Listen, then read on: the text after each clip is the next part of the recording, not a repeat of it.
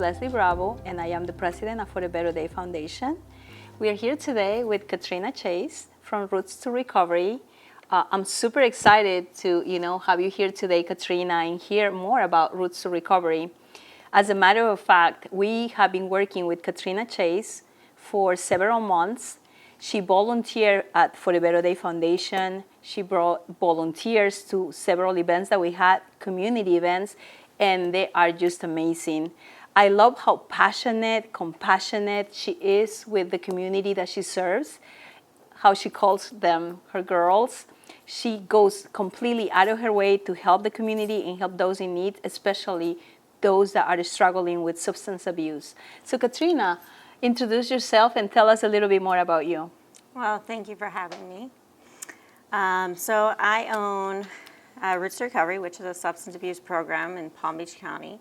I have 3 sober livings, and we specialize in serving pregnant women, non-pregnant women, anyone over 18, and we also specialize in medication management.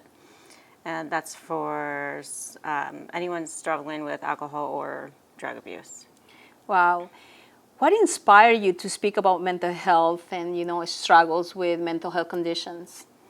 Well, as a woman myself that has always experienced mental health since I was a young age, I feel that it's my purpose. It's my job. It's my duty as an individual to be able to advocate for everyone with substance abuse or recovery or mental health. So what motivated you to become a substance abuse and mental health professional? Well, as someone who's in recovery since 2015, part of that had to do with watching the ones I loved struggle, even pass away. Wow, that must have had a toll in your mental health. In this fast-paced world, it's increasing the emotional, physical, and mental health exhaustion, caused by extremely prolonged stress, especially with the pandemic. That as a matter of fact, May 11 pandemic will be completely over. So it was declared. So it is so critical to understand what burnout is. Burnout is neither a medical condition nor a mental health illness. That is neither a medical diagnosis nor a mental illness. Instead, a condition due to overwhelming stress. It overlaps with other mental health problems like depression, anxiety, grieving, even rage that leads to emotional exhaustion. So how was your mental health influence your career? Because of my own mental health struggles that I've had since the single digits, I'm actually it comes in stronger with my career because a lot of those suffering with substance abuse, they isolate. They don't know how to communicate. So with me having the history and being already past all of that with my experience, I'm able to see the isolation or the nonverbal communication skills before it gets too bad. So then we're able to communicate. Yes, definitely. I think communication is key when it comes to preventing burnout and other conditions that that are generated by the root cause, which is the burnout, that is depression and other. It just escalates. Let me know, how do you cope with the professional and personal life before, during, and after the pandemic? So the pandemic actually taught me to get closer to my clients, to my girls, because let's face it, all of us had COVID. And there wasn't one of us that didn't have it at least once or twice. And that caused isolation. And, we had to be, what's the word? We had to be quarantined. We had to be quarantined. And we had to be quarantined away from each other at times. So what I did to avoid depression and avoid relapse and avoid, self-harm is we gave activities that you could do as a whole, but as an individual. So we did them individually, but then we were able to discuss them as a whole, separately. So we were still communicating. We were still a family. I actually experience how close you are to the residents in the community that you serve, and then you create and you go out of your way to provide them the resources that they need. It could either be healthcare, food, housing, and other services too, which is amazing. So you're building a community, a mental health support community, which is essential to overcome a lot of mental health challenges that not only professionals go through, but themselves, as residents. How do you help them overcome burned out at work? Because that happened to all of us. It didn't only happen to us, but it happened to a lot of people. Yeah, even my own girls, something I strive on is communication. So even my girls, they know before you make a decision, even at work, that may set you back into old behavior, pick up the phone. If you don't pick up the phone to your sponsor or pick up the phone to somebody in your sobriety group, pick up the phone to me. I'll just listen. Or if you need an answer and I don't have the answer, we'll find an answer together. So let me share you some insights about Forbes. There's an article of Forbes magazine about burned out, and there was a study that from Indeed, which is one of the biggest job search websites. They did a study. They did a survey on 1,500 people.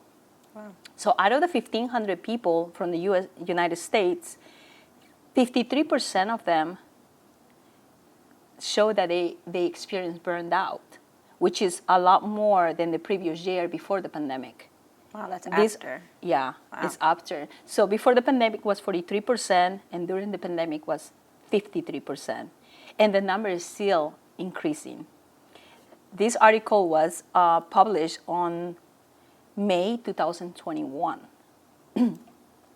So we have some highlights of how to, prevent burnout. What would be your tactics and recommendations when it comes to dealing with people in recovery?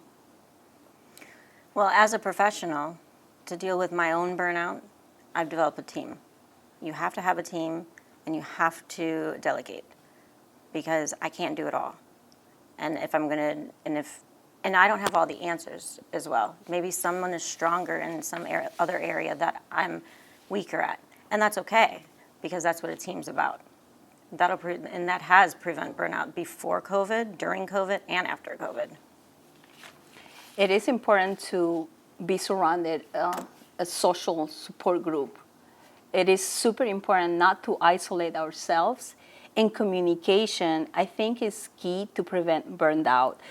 Communicating compassionately about ourselves and identifying our core needs and talking about it, and especially seeking for support. As you said, building a very strong team, delegating responsibilities, knowing that you're not a superwoman.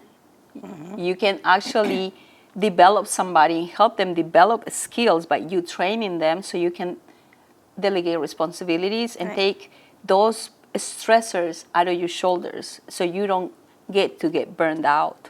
Right. Communicating those needs effectively with empathy, and communicating so you don't get overwhelmed, and getting rid of shame, fear, because I think one of the biggest factors for us, professional women and everybody in general, is the fear to say, oh, the person is weak. Why are you seeking for help?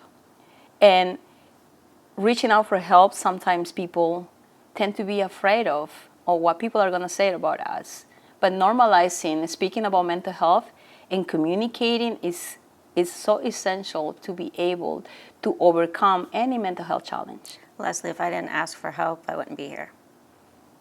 Wow. And I'm sure that a lot of you girls say the same about, the experiences that they go through, and they're very lucky to have you. They're very lucky to have you. I've seen you growing every time. I mean, you're improving, and you're always finding ways to help the community, not only you girls, but the community in general. So kudos to you. That is super, super amazing. Okay. And we're so happy and blessed to have you as part of For the Better Day Foundation, because who better than you, that you have been on their shoes, that you experience what it is to be in recovery and what it is to be on the other side of recovery, because now you are helping them Right. as a professional in the recovery field. So that is super amazing. Any other recommendations that you would like to give to the community and resources, or just you can speak to the audience right here and tell them how can they cope and who can they reach out whenever they need support? The biggest lesson I've learned is you have to find a balance. You have to find a balance, and you have to speak up. Don't ever be afraid. I don't care if you're a professional in the business for years and years. I don't care if I needed help today. I'm going to speak up. And then in that team that I developed, and I'm going to communicate with that team as well. So be transparent, speak up, and then the little things that you don't always think of, like you need good sleep, and you need exercise. Even if you don't exercise, you need to be outside. And that's part of that community that we have, is we do those community activities to get you out of your shell, get you out of the house, do it together, and build a community with someone else. Friendships, building friendships. And it's not only about For the Better Day Foundation, it's about building a coalition of services that will help everybody in need. When you're talking about events that you do street cleanups, you work with the For the Better Day Foundation at the Believe event, and you do other events, you do barbecues, cookouts, all those to create that closeness, to build that rapport with your girls, with your residents, with the community. Can you share some of the experiences that you have while doing those events, the roadblocks that you may have, and also how you overcome those? The reason that I really like to do those events, and yeah, we have the fun barbecues, we have the fun celebrations and things, but we have other things that not everyone sees. There's a coalition within the community that actually goes around and helps give homeless people showers, give clothes to people who don't have any. So what I like to do is take my girls, take them there, have them volunteer, because it reminds them either where you came from or where you could be. So it brings humility. It just reminds you. You always have to stay humble. And that is what I learned on my own experience, that, practice kindness, and I think that's what you do, and that's what you inspire others to do with, the job that you perform on a daily basis. And I don't see that it's even a job for you. I think it's just a passion that you have. I love what I do. And kindness, that's something that I'm trying to not only remind my girls about, but remind myself. Be kind. You have to be kind, because whether it's you, whether it's a stranger on the street, you don't know what they're going through. And like you said, that person may be burnout.